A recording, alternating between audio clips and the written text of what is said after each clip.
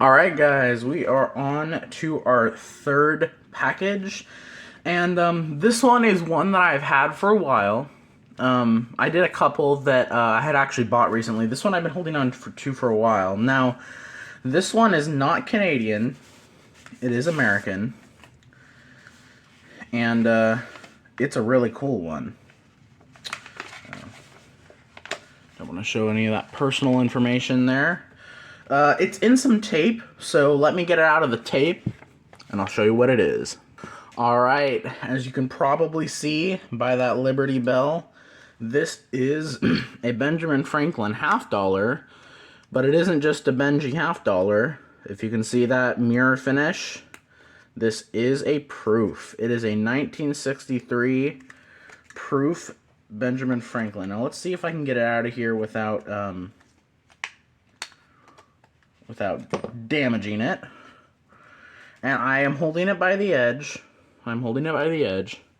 Look at that. I have a couple of these in my collection, but I do not have the 1963. I have the 1960. I have the 1960, 1961, and 1962.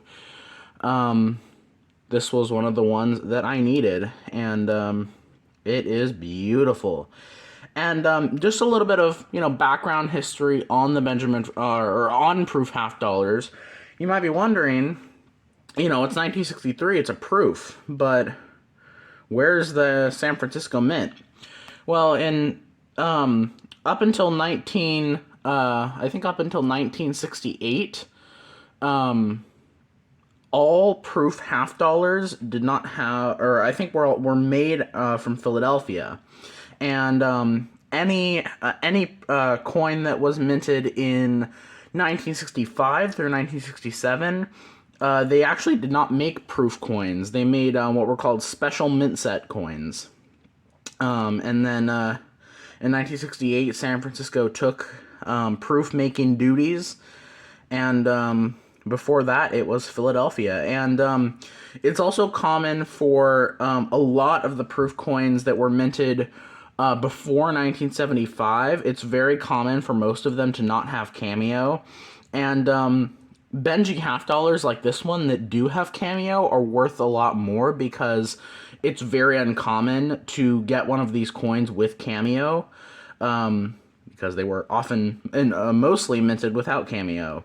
And as you can see, this one does not really have much cameo, but there's some telltale signs. If you go on the back, the steps are full, which is indicative of a proof coin, because if this was just polished, the steps, or not the steps, what am I saying? The bell lines would be obliterated if this was polished in some way. So it's full bell lines coin.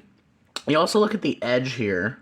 It's much thicker, and one thing that you'll see that's kind of common with older proofs like this, it will kind of get its own special rim toning. If you look at the edge, there's hints of like gold and almost a copper look, but that's because it had been sitting in a proof set so long.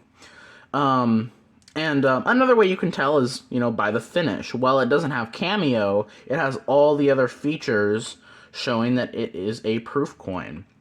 If you compare this to another Benji, it looks monumentally different. So, definitely a coin that I have been wanting to have in my collection forever, because I'm trying to build up a set of these, and this was the last one of the 60s Benjis that I needed. I might have the 1959, I'm not sure, but all the ones I need now are before 1960. So I'm trying to acquire some of those, and I know the early ones, like all proof coins prior to 1956 get a lot more rare. The proof coins get a lot more rare in like 1955 and back. So those ones are going to be hard to acquire. But yeah, this was one of the ones that I did not have in my collection, and it is very, very flashy despite not having cameo. So yeah, this is definitely one that will go in my collection, definitely one that I'm happy to have. And I think that will be it for this video. Thank you guys so much for watching and sticking along, and I'll catch you in the next one. Alright guys, we are starting another set of mail calls. This package I actually got recently, unlike the last few I've done. So I'm going to film it like this again. Let me get it open and see what it is. Well, it's already open. Let's take a look. Alright, so if you look on the package here, Canada King George V, 50 cents from 1918. Look at this coin, guys. Look at that. Whoa, it's not focusing. Look at that. This is a Canadian half dollar from 1918. And look at the amount of detail on this coin. And I guess maybe you guys can't because, again, it's not focusing. But look at the detail on the crown. The detail on the wreath, the date is clear, and obviously, you know, it's worn, it's got a lot of dirt, it's got some environmental issues, it's got a few rim dings, but for being in circulation in Canada probably for over 100 years, it has a lot of detail. There's even the beading on the crown, on King George V's crown there, and yeah, even though it's got some dirt, it's got some dings, it's in fantastic shape for being over 100 years old. Yeah. Amazing. So yeah, I ordered this off of eBay because it was a really good deal. It was only $8. I don't know what it says on there. It doesn't have the price on there. But yeah, this was only $8, and so I thought that's a really good deal. I'm not sure what the melt price on this is. I would guess probably, I don't know, like $9 or $10 worth of melt value. Yeah, and I can't remember. I think this might be when Canada was doing 92.5% silver. So if I'm correct on that, let me know in the comments if I'm wrong. But 1918, I think this is just within the time where they were still doing 92.5%. So this actually has more silver content than a US half dollar. The only thing is, I think it's a little bit smaller. I don't have a half dollar sitting here right now to compare it to, but it's just a tad bit smaller. And I think it's about $9 or $10 with the melt value in today's prices. So yeah, this is a fantastic coin. It was a great deal. And, you know, even if $8 was a little bit much, it's still a fantastic coin, and I do not have really any Canadian coins this old. I've gotten a lot of old Canadian silver from my grandparents, who are Canadian, as with my dad. My dad is also Canadian, and whenever he travels to my grandparents' place, he always brings back a lot of old Canadian silver that my grandma had collected over the last few decades, but I have not seen anything. She has not, who knows, she could have something this old in her collection, but out of all the stuff I've gotten, out of all the Canadian silver I've gotten, I think this might be the oldest, and it's, you know, obviously really cool that it's not only one of my oldest, but it's also a half dollar. So, yeah, one of my other bucket listers is a silver dollar from around this era. Maybe not exactly this era, but a Canadian silver dollar that's King George V. That's also one of my bucket listers. So it's really nice that we start here. I really like the design. I love how antiqued it looks almost. I don't know if that's the right word, but it's a great coin. It still has like most of its edge too. I mean, if I saw that in a roll of half dollars, I'd probably think it was a Benji. And this coin is decades earlier. So, yeah, fantastic coin. I'm happy to have this in my collection. And yeah, it's really nice. I love getting coins from Canada because it brings back a lot of, you know, personal bits of history for me. So, awesome coin. Happy I picked it up. And let's get into the next package in this video. Alright guys, we have the second package for this video. We're continuing this mail call, and this one is a pretty exciting one. It's a coin that I've wanted for a while, and I finally got it. This is another recent one, and It has a connection with the last coin I showed, in that it is not American, and it is actually Canadian. And as you know, I've already opened it, so I'm going to take it out just like this. It is a 1967 Canadian silver dollar. Now, I am going to take it out of this thing, whatever it is, because this looks like pretty hard plastic. So I'm going to take it out of this, and I'll get you guys a closer look. Alright, got it out of that container with the stapler remover. And this is definitely one of my bucket listers.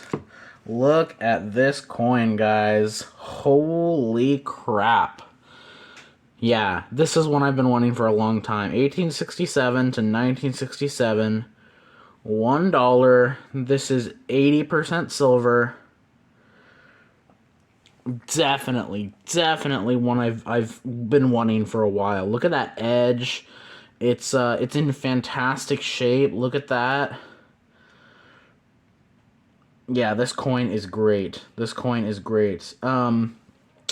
And one of my favorite features on coins is when they're really simple. I love simplicity on coins. I hate when a coin just has a bunch of stuff going on with it that makes it impossible to see the design, but I like how this is simple and concise, and yet it still manages to have a ton of intricate detail. Look at those wings. Look at those beading around the edge there. Look at the detail on Queen Elizabeth's crown. And this is another thing that I love.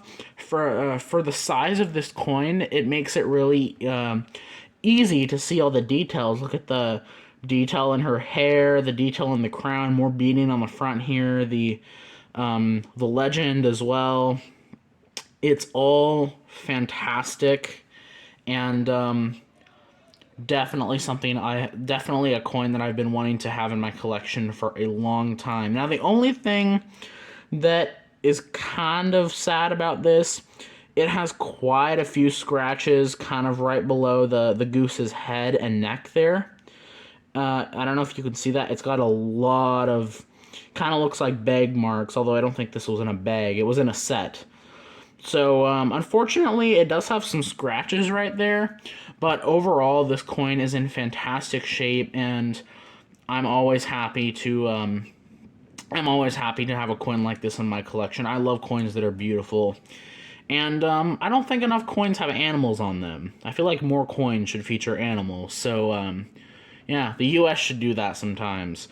But yeah, fantastic coin. I love the simplicity. I love how it's in good shape overall. Definitely one of my bucket listers to own. And it wasn't that expensive either. So Canadian silver tends to be pretty inexpensive. It's kind of slept on as far as premiums go. I don't usually see much of any premium on Canadian silver. In fact, a lot of times stuff like this I'll see just for melt. So it's definitely an underrated way to get silver. So this is a fantastic coin. As far as size go, it's definitely bigger than a US half dollar. I don't know if it's bigger than an Ike dollar. I don't think it's bigger than an Ike dollar. Let me see, though. I have an Ike dollar over here. Let me get it out and compare it. Alright, bear with me here, guys. I got this 1974 Ike dollar. I can get out of there. So it is a little bit smaller. This is the size of like a Morgan and a Peace dollar. It's a little bit smaller, but it's also definitely bigger than a US half dollar. I would say it's in between the size of a silver dollar and a half dollar. So yeah, it's another one that I'm very, very happy to have in my collection, and one that will always stay in my collection. And again, just like the 1918 half dollar, it is something that's very, very cool to me because My dad's side of the family is from Canada, and my grandma had been collecting coins for decades, and so this coin had, reminds me of that, and yeah, both sides of this coin are fantastic. Now the only other in the 1967 series that I'm trying to acquire is the half dollar. I have I've a bunch of the bird cents. I have one of the bunny nickels. I have a few of those minnow dimes. A few of the silver quarters. All those silver quarters I actually got from my grandma. And then I have one of these silver dollars. The only other one I'm trying to acquire is the half dollar. So yeah, fantastic coin. Can't keep talking about how fantastic it is. But yeah, that will be the end for this clip. I'll see you guys in the next clip.